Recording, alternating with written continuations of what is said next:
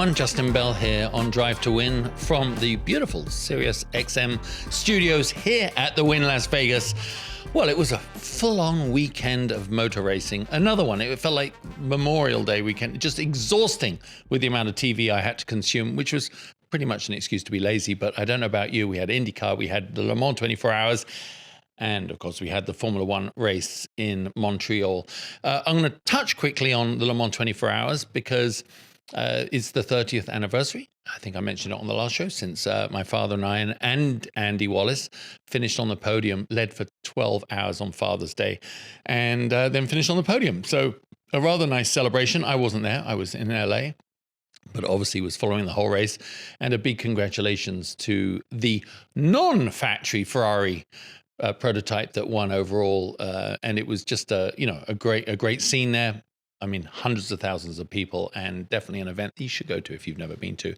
But equally as festive was over in Montreal at the 44th Canadian Grand Prix at the Circuit Gilles Villeneuve. 362,000 fans over the weekend. So you can tell they get the troops galvanized there to go and support Formula One. And it's only just over the border for us, so to speak. So a lot of American fans heading over there too. Big congratulations to George Russell for such a truly outstanding weekend. And we're going to dive into that a little bit more with my guest, who is James Hinchcliffe. And he's a repeat offender coming on this show. So I can't wait to have him back on in a few minutes. But really, George Russell out the front, it shows how close this championship is. And the track suited them for the second year in a row, second time he's won in a row, only his fourth Grand Prix. But it also, I was just thinking to myself, makes it so difficult to predict who is going to win, unlike the last 2 or 3 years. Now we have this literal lottery on week-by-week performance, track style, track configuration, suiting certain cars. McLaren don't like these fast tracks with the heavy braking zones. They like street circuits more, and we're coming back to those sooner. So it's just a really interesting dynamic between everybody. It's really also, I do want to say this, go on, if you haven't been on my social, check out the link in the bio to Le Mans. There's a 30th anniversary movie that McLaren did. I shot it with my dad last year. It's like 15 minutes long, but I'm really proud of it. And it was an emotional tribute really to a very special time in our lives. And I'm just glad because Dad and I got the chance to drive a McLaren Artura out to Le Mans and do all the traditional things we did. So they launched that on Father's Day last Sunday. So anyway, little plug. You should go and check that out. But let's talk about Georgie boy. I mean, I've been sort of saying all year, he's the sneaky one, old George Russell. And he keeps his head down and was literally head down, I'm saying as in trying not to bring too much attention to himself, just getting on the podium so many times this year, right up great results. But now he stuck his head up and he got, as he says, maybe the best pole of his life ahead of Max Verstappen. And I went and watched the in-car feed of his lap, and I mean, it really was sublime on a track where if you want to extract that extra little bit of performance, you have to get so close up against those walls. You have to run those curbs. It's not easy to run those curbs. And, you know, they even have a one wall, don't they, where they call it the wall of shame or something, where so many drivers have hit. He managed it perfectly. I thought it was wonderful. He obviously effectively led the whole race, other than the pits stop strategy circulation. And he didn't buckle under Max's pressure, which I thought was equally significant. And it was just a very convincing win. As he said in the post-race conference, it can't help with his contract talks. He doesn't seem perturbed that he doesn't have a contract signed yet for 26 and beyond. But it doesn't harm. It probably adds another 0 or so on his agreement. So the time to pull it out like he did. But here's my question for you. George is a good guy. He seems a gentleman. Do the good guys get the girl in the end? I don't know. Do the good guys become world champions? I think we get a little absorbed at the moment, and I'm guilty of it as well, that you have to be this steely, super cool, almost oblivious of any emotion to become a champion and single-minded with the focus. So that's sort of the opposite personality of someone like George Russell. But of course, in reality, there have been many gentlemen that have gone on to win world championships. I mean, going back in the old days, Graham Hill and Mario and Emerson Fittipaldi, Sir Jackie Stewart, absolutely focused in their desire and ability and self-belief, self-confidence, but also life and soul of the party in a way, great communicators, especially Graham Hill. And in modern times, just to say that, I guess to reflect on the fact that it wasn't just back in a more genteel time without the social media, without the commercial pressures, because a Jenson Button, I mean, he was a really great guy, but was a world champion. I mean, when he had the helmet on and when he got the job done and the car was right, he could be as good as anyone and better that year.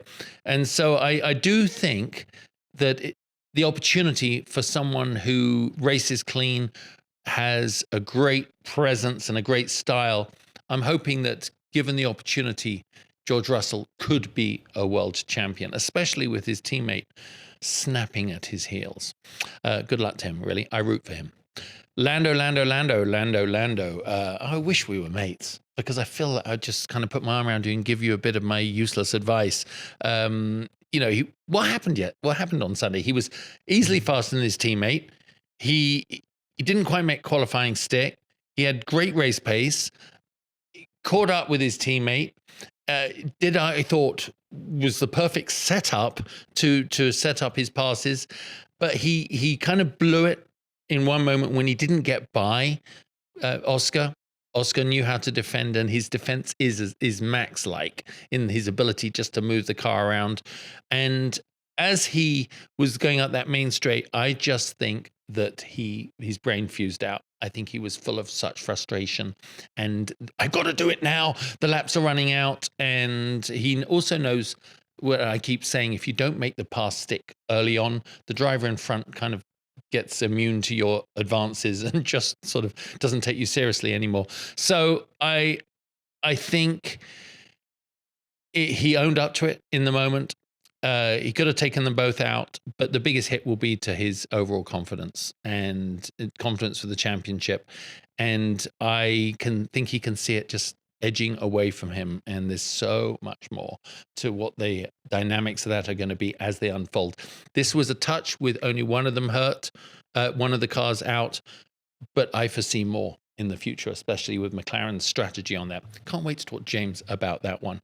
A friend of mine said, probably I should have read it back in the day, something that maybe applies to Lando. You should give him that Kobe Bryant book, the Mamba mentality. When you come on the court, there's only one way to win, really. And my friend who's not in racing, when I was talking about it, said, you should send him that book.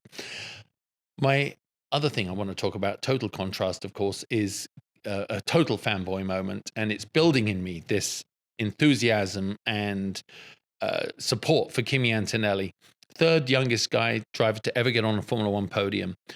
What a great race. He's proving Toto Wolff and the whole Mercedes team family that they're absolutely right in their belief in him, because you always get a little bit worried, don't you, when you hear the fanfare, oh, he's going to be the best driver in the world. And, he's only 15 at the time, and they have a lot of those. So it's quite easy to get, if you follow the trends of all the drivers, but they were stuck by Kimi. I think they've managed him really well. I think he's got a great personality. I love the way he talks out of the car. I think he just sat there on the sofa like a little kid in the post-drivers briefing, post-race podium press conference. And I just love the way he taught. I think he has this great family around him, and they embrace him and they help him be himself. And he's got his school finals on today as I'm filming this. So what a contrast to the rest of the 18-year-olds. My daughter's driving her Kia around. She's not winning on the Formula One podium. So I am a big, big fan of that. He also wasn't at the New York premiere of the Brad Pitt movie. It seems like they've had a lot of premieres, but this was the big American one. It looked like on social media, it was a big chartered plane that took them all to New York from Montreal. Imagine that, they're all hanging out on the plane together after racing on the Sunday. And it was Brad Pitt and everybody, and Ruth was there. You should talk to her about that when she comes on next show. So many celebrities and a big, big Times Square moment. So I am really looking forward to watching that. What was Max doing? He was testing in Spa. That is the difference between Max Verstappen and anyone else. Well, guys, it's that time of year again to get your plans in order to attend the 2025 Concours right here at the Wynn Las Vegas. This year's event is a weekend-long celebration that promises to be the social event of the fall season, where the world's most prestigious cars and top automakers will grace the greens of the Wynn Golf Club for the 2025 Concours at Wynn Las Vegas. This fourth annual gathering features an expanded showcase of more than 250 unique cars within 4 judged and non-judged categories for vehicle entry and display. Now, put it in your calendar. The event is on October 31st through November 2nd. For more information regarding tickets and room packages, you know where to go, lasvegasconcours.com. Well, I have enough talking on my own. Let's bring on James Hinchcliffe. You know him. He's been on here many a time. F1TV, he does, 8 or 10 of the races. I really love his insight, especially a guy that never did Formula One, but has a great feel for what motorsport's all about. He is racing in IMSA at the moment. He won 6 INDYCAR races. Had a huge accident in 2015 involving blood transfusions and all this. Yet he bounced back, and he actually bounced back to finish second in Dancing with the Stars too. That was 2016. So he's one of those guys that is a student of the sport and a great guy to have on the show. So James, welcome back to the show. How are you, mate? Very well. Thanks for having me back. How are you? Good. Well, as we were just saying, there were 3 big races going on this weekend. One, the epic, legendary Le Mans 24 Hours, and it seemed like everyone other than you and I were commentating on that. Then there was Montreal, Formula One. Everyone was there other than you and I, but you were at Gateway. So not a bad weekend, but my dad just told me actually that there was, I didn't watch it, but you had a pretty big accident. That was pretty wild. Yeah, we did. Joseph Newgarden and Louis Foster got together after Foster brushed the wall and came across the racetrack, and Newgarden ended up and over on his lids, getting down the front straight, at a $160 or whatever it was. So not an ideal way, and from the lead as well. So not an ideal way to end his night, but crazy day of racing. You could watch the end of Le Mans in the morning. You watched, Montreal in the afternoon, and then you had the primetime night show on INDYCAR Gateway. So it was almost like we got another Memorial Day weekend, kind of greatest day in racing. I know, really amazing. And now, thank goodness, it's like so available to watch, right? There was it's like the dark period where all the race series were experimenting with streaming platforms, and like, if you wanted to watch Le Mans or Daytona, you would have to go to like 9 different providers to watch the whole race, and it was tough being a fan. Now it was on HBO Max, the whole Le Mans. I was actually blown away with that. Yeah, really good. Well, thanks for coming back. I know you've been busy, and but I was thinking it would be a great one to sort of talk about you with what happened over in Montreal. Obviously you watched it later, and you weren't there on the ground like you often are. When is your next one, by the way? Next one for me is Hungary in August. Okay, all right, there you are. It should be a good one. Yeah, so I'm looking forward to that. And then from Baku through Abu Dhabi, I'll be doing the whole tail end of the season. Okay, so you're the one they send on the really long trips then. That's yes, it. The 2 triple headers at the end of the year. Yeah, perfect. That's right. Yeah. Who wants a life? Well, obviously, there's so much to unpack from the weekend. I mean, we know what we're going to end up talking about most, but I did want to sort of set it up with George Russell and Max Verstappen on the front of the grid.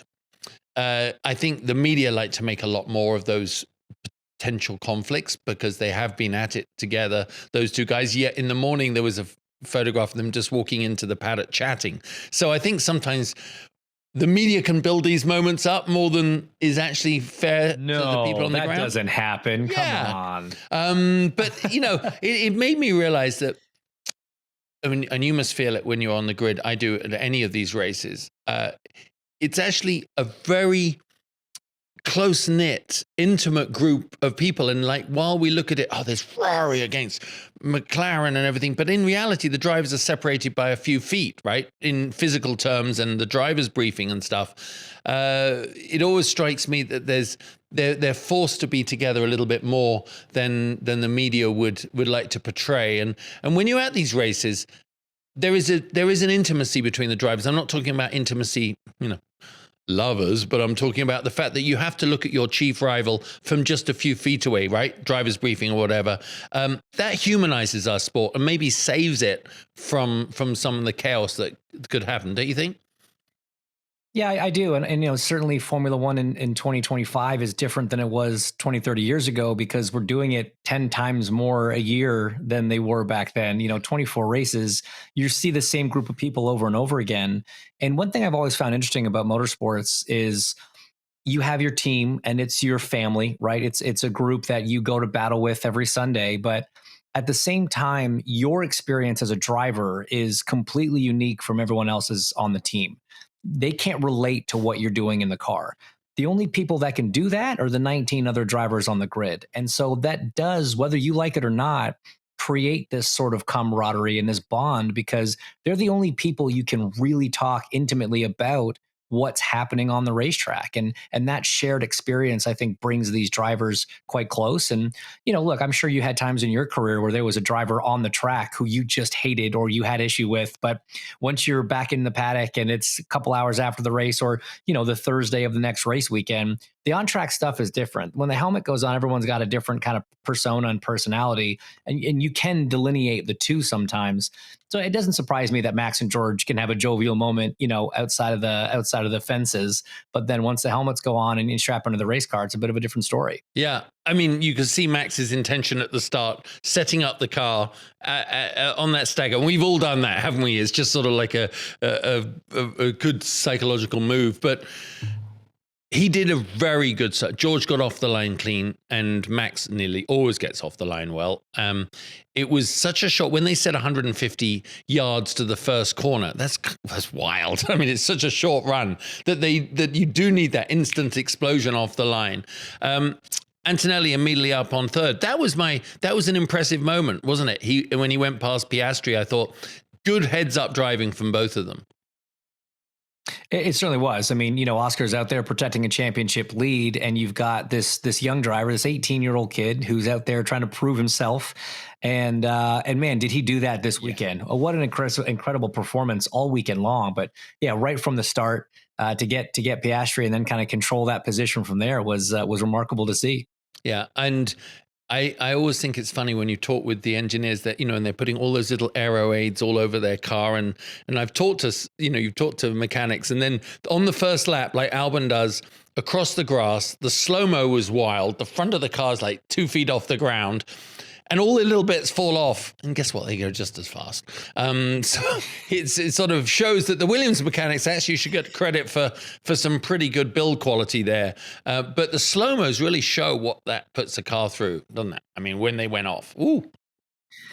It does, and it shows the fragility of these cars as well. I mean, that's not even hitting anything. That's not contact with anything. That's just force of going over a bump a bit aggressively, and that just shows you the tolerance to which these cars are built. They can take exactly the force of the aerodynamics that they're expected to see at that racetrack, maybe the curb strikes and nothing else. Anything above that is excess weight, excess material that the engineers don't want. So for me, it highlights just how precisely these machines are built. It truly is phenomenal. So obviously in Formula One these days, we know that if you can take the lead, you can really run the race from there. But Max was really applying textbook pressure to George in those first few laps. But George looked super comfortable in front of him as well. Describe for people, especially at a track like that, which does have great overtaking opportunities. What's it like? I mean, obviously, I know what it's like, but what's it like in both those positions, defending and being the aggressor, especially as they always seem to have more pace in hand, but it might not be on their strategy playbook? Well, I think, we'll start with Max, as the pursuer, right? From the driver's seat, your sole focus is to try to, force a mistake. These cars, we know they're hard to follow, even with DRS, and overtake is still a big challenge. Your best bet is to do it off the back of a small mistake from the car in front. So continuously applying that pressure is kind of the main tactic, the main advantage that you've got as the pursuing driver. And we know Max is so good at that. He doesn't buckle under pressure in that sense. He is so good at applying it, at positioning the car in a way to just try to get in the driver's mirrors and maybe get them distracted. So, no surprise that he was full attack mode in that sense, and how he was positioning the car. But then from George's side, I mean, it was really an impressive drive from him, because you have that pressure from someone that is aggressive, that is a 4-time champion. And he was just so confident in his car, so confident in himself. He was really just looking forward. And that's the key there. It's so easy when you are the driver that is being pursued to have kind of one eye on the mirror and one eye up the road. And that can lead to those mistakes. And so for George, it's really about kind of compartmentalizing the two situations, really just keeping his eyes and his attention forward and driving his race, because he knew he had the car, he knew he had the pace, and it was just about not making a mistake and giving Max that opportunity. And he executed that brilliantly. Yeah, it was, you knew you were setting up for a good race at that point, because everything was happening behind them. And then when Max, Russell pulled out on Max a bit, and Antonelli was pulling up on Max. And I had this, I mean, it's not an epiphany, James. It just was a stark realization that you've got the Ferraris, they're running close to each other. You got the Mercedes, they're running close to each other, McLarens. And then you got literally Max on his Todd out there, no support from anybody. Once again, another race like that. And I thought, you know what? Every time people keep writing him off for the championship and everything, but you'd be a fool to do that, because Max is always going to be there in a car, even when it's not as good as the others. And I thought to myself, that's why he's worth all that money. I mean, do you ever have those moments when you look at him and you go, I don't think anyone else would be able to do this? I mean, almost weekly, honestly. Yeah. I mean, it's so impressive what he's been doing. And, it's been like that for the last 2 years. He's kind of been on an island with that car. It's been a 1-horse race within the team. He's carrying the team in the constructors battles. He's doing it all. But you get the sense that Max never doesn't get, or should say always gets 100% out of his car and out of himself. Almost incalculable number of mistakes, so little, so few. Hungary Spain kind of being one of the exceptions with that whole issue with Russell late in the race. But and even that wasn't a mistake. That was just an error in judgment. Yeah. Right? It was a moral mistake more than a driving mistake. It was actually an intentional move. But no, his ability and his capability of just maximizing that package week in and week out, doesn't matter the type of racetrack. I mean, it's Montreal we're talking here. This is probably one of the biggest curb strike racetracks on the calendar. And we know that curb strikes have been and still are a weakness for the Red Bull cars. And yet he put it on the front row and finished second. He's an inevitability. He's just always going to be in the conversation. Yeah. I actually, it's not about the race now, but I do think, as a driver, sometimes you've got that little better car, and your team, the guy you're up against, maybe, he's beaten you more than you've ever beaten him. But for sure, if you put everyone, and it's a tough question, but if you put everyone in identical equipment, which I think some of the drivers on the grid wouldn't want to have that experience, right? Because it'll show maybe their weaknesses. I think it would be a pretty similar order to what we have right now, but with Max at the top. Do you? Yeah, I think it's a great kind of hypothetical situation, and I don't disagree. The one thing that's so interesting about drivers, and when you kind of fantasize about that sort of situation, that scenario, it's so dependent on what the car is, and does that suit the style of a certain driver, right? Like, we know that when Leclerc and Sainz were teammates at Ferrari, if the balance on a given weekend was a little more understeer, that Sainz was probably going to be a fraction quicker. If it was a little more positive on the front, Leclerc was probably going to have the edge. So you always kind of think, and that certain cars, certain driving styles, certain setups are going to benefit one driver or the other. I think the caveat to that is Max seems capable of driving around anything. Yeah. So even if it's not the balance that he likes, he'll find a way to still get the best lap time out of that balance. Not the best lap time he could get out of the car if he made the right changes, but I just think he's so versatile in his driving style and his ability to extract lap time from a car. And that's why you can see him go from a Formula One car one day into a GT3 car the next day and set a track record at Nordschleife. It's just an ability to read and feel a car that is, I think, just that, one standard deviation above everyone else on the grid. Yeah. Yeah. No, it's an interesting, I don't think many people would want to tackle him head to head. Well, they did in karting, right? They did tackle him head to head. Yeah. And, they all of them won. This one, even they were saying last week, Lance Stroll had wins against them in major races in karting. I mean, everybody is good at whatever level you want to set that at. So yeah. Well, back to the race. Bring back that old BMW M1 series that yeah. F1 did for a few years in the 70s, right? They did this exact thing. They put the whole field into these BMWs and let them go at it. I think that'd be amazing to see again. Well, and then of course we had IROC. And Ray Evanham's, restoring all those IROC cars. And I just love that. You got Tommy Kendall going up against Danny Sullivan. I mean, are you in it? Are you doing any of that? No, I'm not. I mean, it's quite impressive. And, but it's rather like the race of champions. And it puts some drivers in different disciplines into perspective of how good they are. Like Tom Christensen always has won it. And then Andy Prio, who, multiple world time sport touring car champion, who doesn't feature on the radar of anybody in Formula One, in America or whatever. And he's won it, I think, more than anyone, up against Schumacher and Vettel and everybody. So it just shows some guys really would be quick in anything. Quickly back then. So it's sort of around lap 14, they all started pitting and trying to undercut on Max and stuff when Russell comes in. The tire deg, James, was really something that seemed to catch them out a little bit, that they were being forced to come in so early, and they were obviously talking about a 3-stop strategy. When you started seeing cars come in, a quarter of race distance, if that, doesn't it seem obvious that you're going to have to run a three-stopper?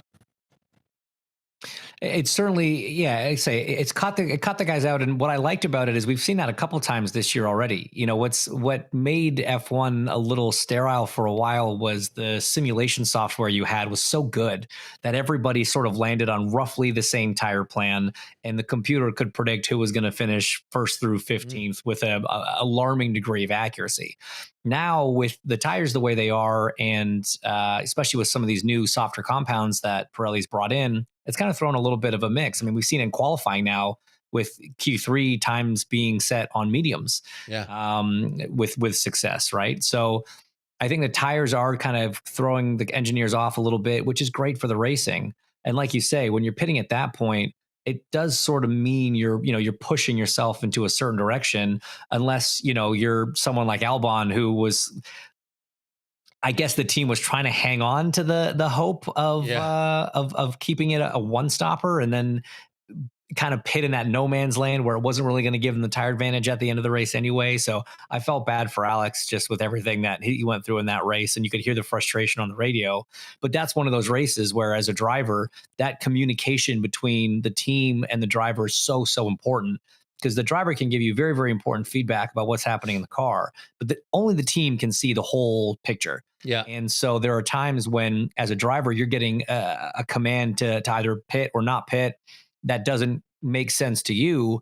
But rather than questioning them, you kind of have to rely on your crew that they see more than you do, and that they're doing the right thing. Yeah. I mean, Albon's race strategy was so screwed for the guy. And then Sainz almost, started miles back and then overtook him. So he no wonder. I mean, he's such a polite guy, and that was, as outspoken as we ever see Alex, I think. But boy, oh boy, which really brings us to Ferrari with Charles, because that was the same thing for him, right?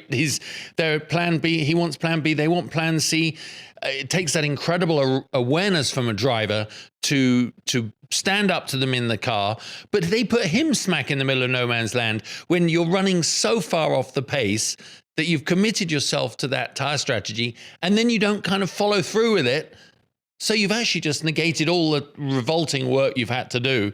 I was thinking, they can't pull off a one stop. What are they doing? And then he pits anyway. No wonder he was pissed.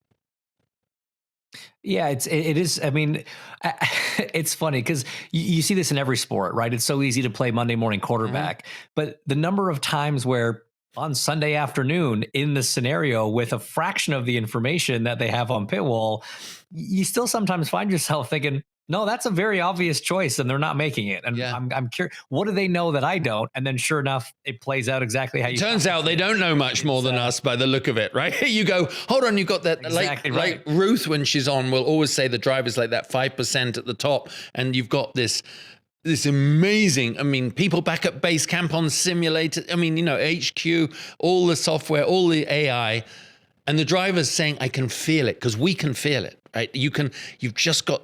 The data is not matching up to what Charles was feeling. And as a driver, you're going, how hard am I going to push this? Because they might know more than me. It's a dilemma. Right. Yeah. It is. And that's just it. I mean, you have such a strong feeling from inside the car.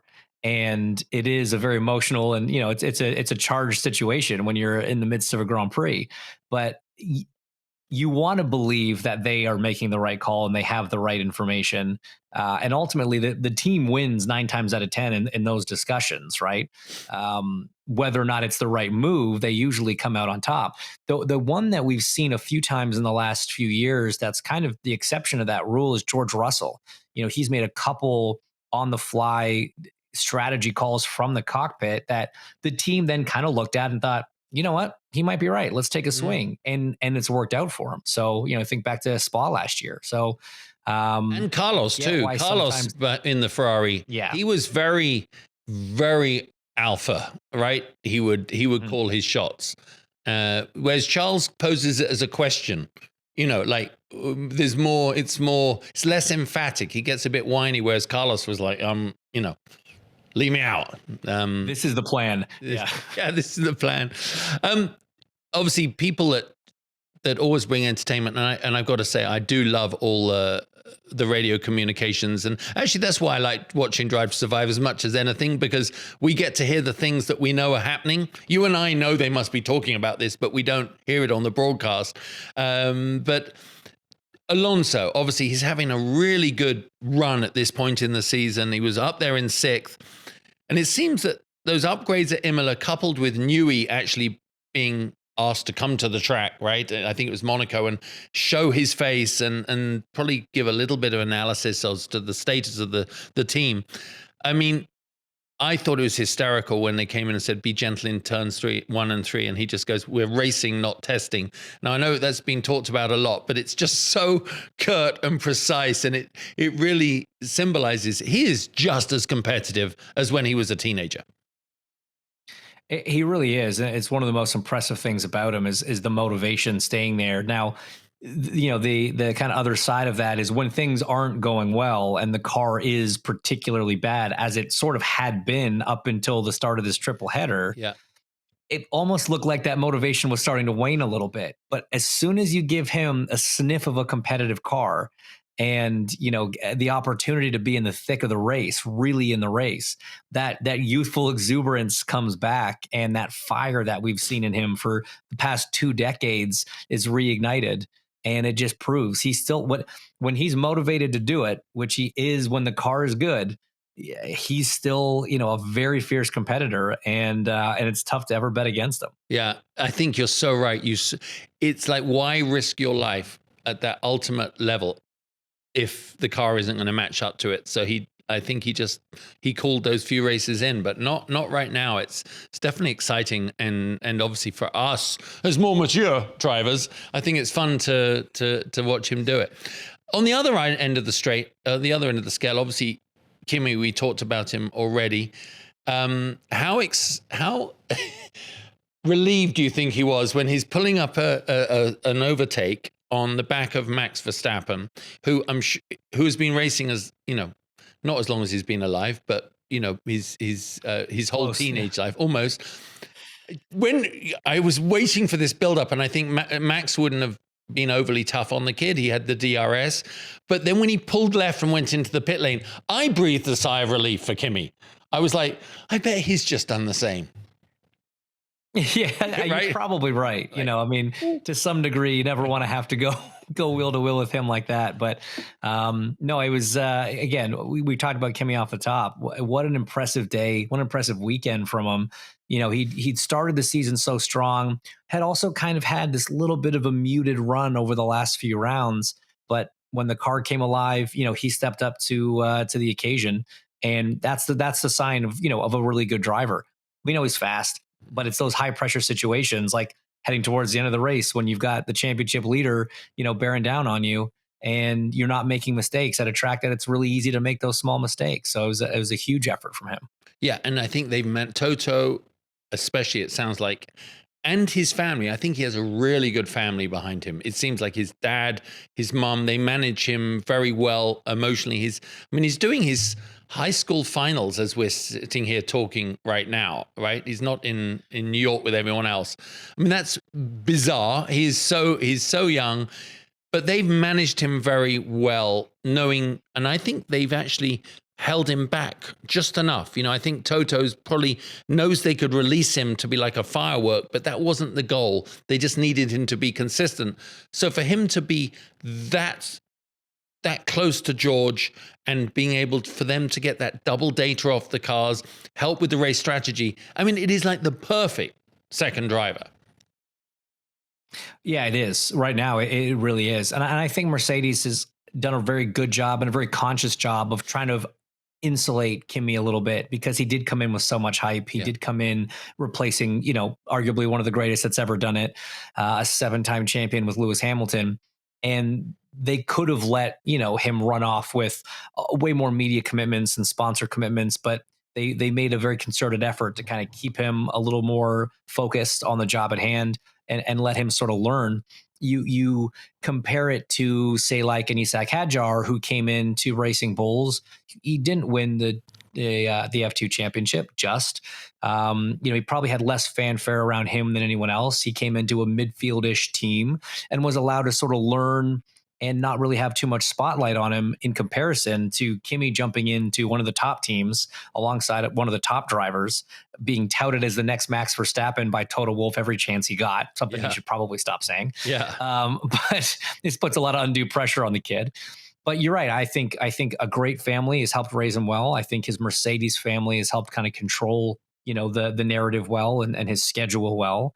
Even he admitted they overdid it at Imola in terms of commitments and him wanting to be everything for everyone at his first home Grand Prix, but it can wear you out. I mean, I've had home races that I looked at, Monday morning and thought to myself, I overdid it. And I wasn't at my best on Sunday. And he's learned that lesson the hard way, but you sometimes have to learn it that way. The big next question is going to be, as he continues to improve, as he becomes a Grand Prix winner and eventually a championship contender, does that same philosophy apply? Or do they kind of release him to be his own man? And then what happens as a result? If he starts getting Lando Norris levels of famous, does that change him? Or can he kind of keep himself in this grounded space that's allowing him to perform at the level that he is? It's such a good question, because I think there's a cheekiness to him and weirdly enough, a humbleness to him, considering, and his personality is so open. But Ayrton Senna in the beginning was very, very personable and friendly in the paddock, as before he achieved fame, not like a James Hunt, but he was definitely much more approachable. Someone was telling me that yesterday.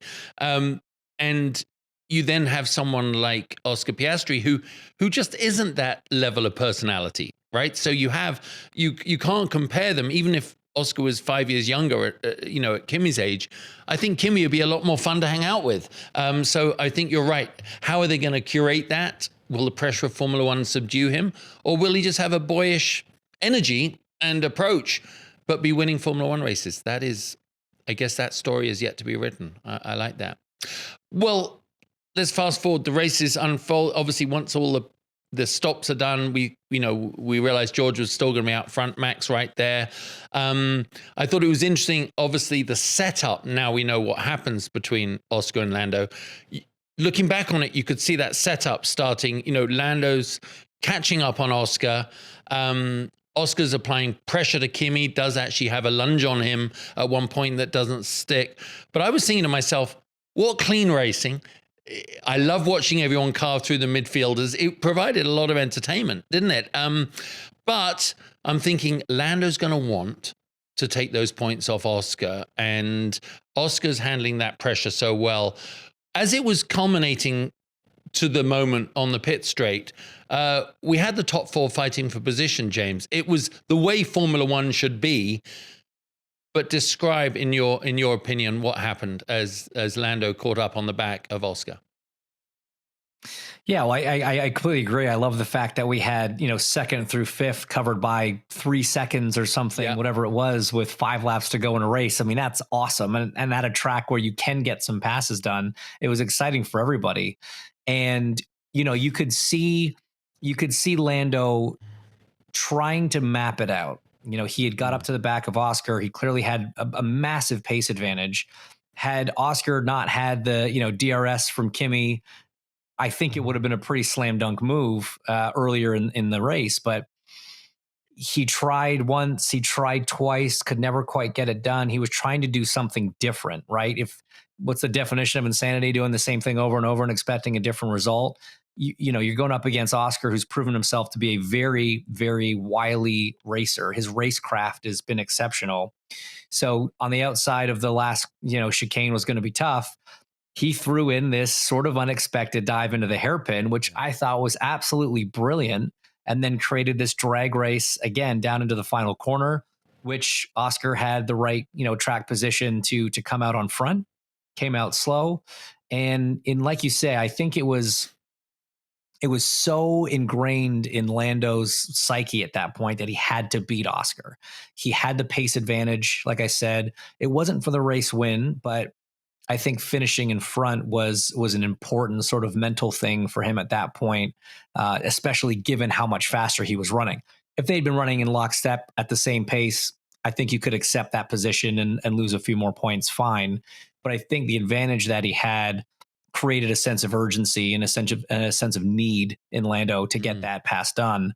And when it didn't happen, he wasn't able to make it stick out of the hairpin. I think it just clouded his judgment a little bit. It's one of those things where we talk about it. It's easy to look at it, after the fact, but even in that moment, the amount of space he needed on the racetrack to pull that pass off on the front straight, it wasn't there. It was never there. It's not like the gap closed. The gap never existed. And it's a move that, luckily didn't affect Oscar's day, but I think everyone's going to haunt Lando a little bit for just the missed opportunity, more so than, yes, you hate to damage the car, you hate to, compromise points for the team, but and it's not even that Oscar beat him again. It was just a sloppy move that I think he'll lose some sleep over for a while. Yeah, you said it so well. I mean, you saw it was good on the replays, but you saw exactly what Lando was doing. You saw him land and then hit the brakes hard. So he was trying to get, Oscar to go in deep and then obviously get a better exit. And it was all looking good. I thought that's pretty heads up there, Lando. But Oscar's gradual slide across, which he's entitled to do, right? And the way the track curves there. I didn't even anticipate that was going to happen. I just thought he was just going to have to sit behind.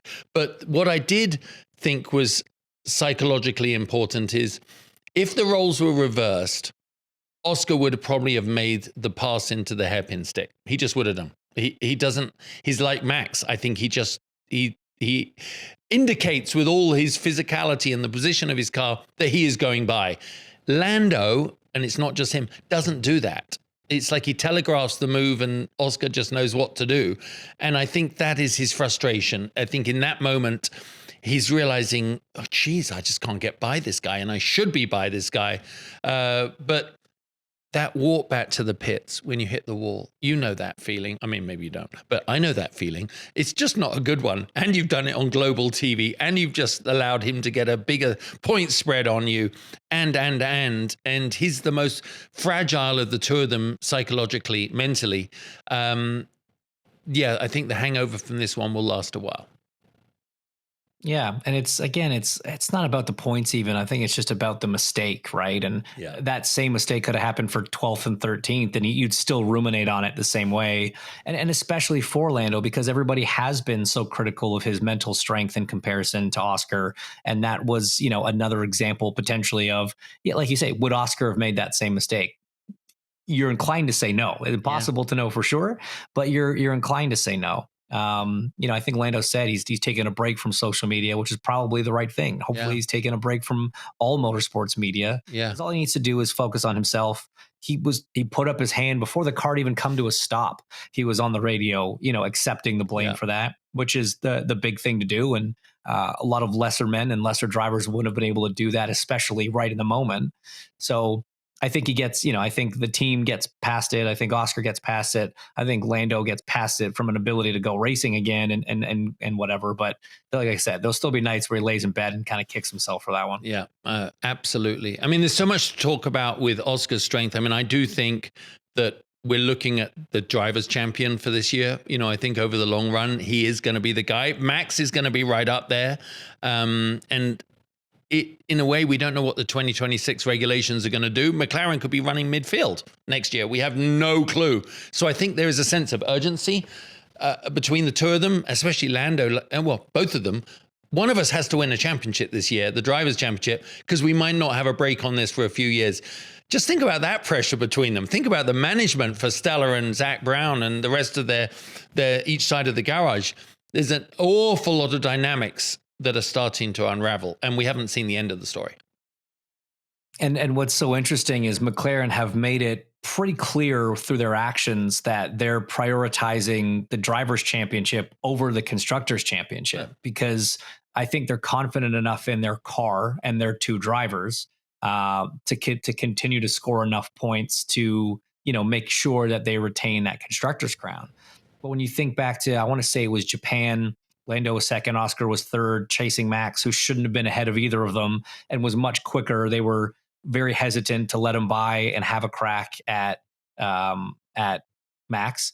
And then in this case, again, with the pace that Lando had, if they were worried about maximum constructors points, they would have told Oscar to let him go after Antonelli, go after Verstappen, and maybe you'd have had a McLaren, in the middle, or at least on the second step of the podium. That's not what they're doing, because that then costs Oscar points in the Drivers' Championship. And I think the team is as aware as the drivers are of the opportunity this year and the fact that it might not be the case next year. You look at Max's 23 season, wins 19 of 23 races, right? The advantage that car had at the time, a betting man would put money on Verstappen for 24. Yeah. That would make sense. And that worked out that way. But with the huge regulation change coming, as you said, everything is up in the air for 2026. Having a dominant car in 25 means absolutely nothing next year. And so I completely agree. I think it's a great point. Both drivers know that this is the best shot they've had and might be the best shot they ever have at fighting for a Drivers' Championship. Yeah, so such a point. Well, then we have the podium. George Russell. I mean, I think it was a defining weekend for him. Only his fourth win. I didn't realize it was so few in a way.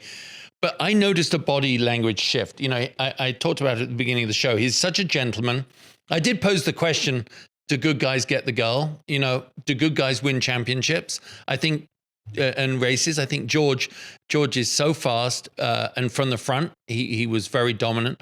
But he kind of was sitting up taller than the other two. And I thought that was quite interesting body language. Obviously, Kimi up there, how amazing. But I've got a question for you. If I was Max, I would be sitting there on the couch, on the sofa, thinking to myself, now that is how you have a junior driver program.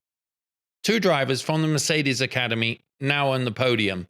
The second driver with the skill and the talent nurtured.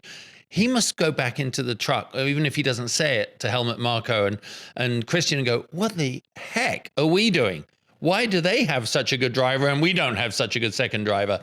Do you ever, that's just a question. I don't think he probably thinks it, but I thought it. Yeah, it does seem a bit disjointed, doesn't it? And it really kind of is a trend with Mercedes, because that's who George was to Lewis a few years ago. Certainly not coming in at Kimi's level. He had 3 years of F1 experience with Williams under his belt, but their system kind of brought him up in the same way. He was to be nurtured by Lewis in the main team. And before long, both of them were up on the podium together and winning races together. So yeah, their system works. There's no doubt about that. The Red Bull system has worked. Max is a product of it. Sebastian's a product of it. We've seen it be successful, but it certainly has a smaller hit rate. Now they're also firing more drivers into the series, right? Yeah. Mercedes doesn't have 2 teams. Mercedes isn't running 3 junior drivers essentially on the grid at any given time. So they can kind of focus their resources more on just making one driver the complete driver and the right number 2 that they need at the team at the time. But it is sort of interesting, the different approach between the 2 different teams. Yeah. We're running out of time here, but obviously Austria, the next race, the home of Red Bull. This last year, fireworks left, right, and center with track limits and Max special overtaking and Lando. And I mean, I think we're going to have more of that for sure. But the odds are on that Max could probably win in his home track, and something tells me that he could find wings there. Well, the fact, good call. The fact that the track is in some senses kind of similar to Montreal, long straights, big brake zones. I mean, that's one of the areas where Max has been exceptional this year, is in those big brake zones. We know that the car is pretty quick through high-speed corners. There's a few of those at Austria. There's not many corners, but there's a few quick ones. But the slow ones are with some really big brake zones before them, which seems to be Max's bread and butter. That's what got him the pole at Suzuka, for example, was that chicane. Is his ability to absolutely haul the mail into those big stopping zones. So I think he can be very quick. You know, he was quick at Montreal, you know, qualified ahead of both McLarens, finished ahead of both McLarens. I do think George is going to be quick there. You know, he ultimately ended up winning that race last year after the contact between Max and Lando. So he's going back looking for 2 in a row. I think it's going to be a great race. I think we could see maybe the closest kind of actual race pace race that we've seen. We've seen some very close qualifyings certainly all year long. And I think we're going to see that again with the nature of that racetrack being as short as it is. It's often a very close one, closely contested in qualifying. But I think the race could be really, really exciting, because if it's not crazy hot temperatures, that definitely helps out the other teams with the tire management that McLaren's had the advantage on so far this year. And if we could have Red Bulls and Mercedes and McLarens, and I mean, heaven forbid, maybe a Ferrari or 2 up there in the mix, it could be a really exciting race. Wonderful. Well said. A great way to finish. But last question: if you were Lando's buddy, what would you say to him? I know what I'd say. What would you say to him right now? I think honestly, it's about focusing forward. You know, I think drivers have to be so good at letting things roll off their back and focus on the next one. And I'd say to him, hey man, you should have won Austria last year. Let's just go do it this year. I think so. I'd say, Lando, you have one. I'd focus 100% on getting pole. I would tell my side of the garage, if I'm on pole, I can win this race. I'm not so good if I'm not in pole, but I literally think I'd be absolutely obsessed with getting pole position. Not that he isn't, but he's got to keep his pep in his step, hasn't he? Well, thank you so much, James. I hope we get to see you soon. I'm looking forward to seeing you back on the broadcast. And IndyCar, obviously, in the meantime. Yes, IndyCar in the meantime. Busy part of the summer for us, and driving, right? America coming up this weekend. Yeah, you're driving at Road America. Not until Petit Le Mans. Oh, okay. The next time I'm racing in IMSA. But yeah, a busy stretch for the IndyCar series coming up. We have 4 races in July, and we have a busy stretch in the summer, and then we're done end of August. So that way I got to go play Formula One afterwards. I love it. Well, thank you very much for coming on the show, as always. And obviously, Thanks for having me. Well, my pleasure. Well, we're looking forward to the next race, guys, in a couple of weeks' time. And a huge thanks, as always, to the Wynn Las Vegas for having us here in the Sirius XM studio. You know where to find us, ESPN Extra Channel 81 on Wednesdays, and you can then find us on the app thereafter. Anyway, guys, take care. I'll see you very soon.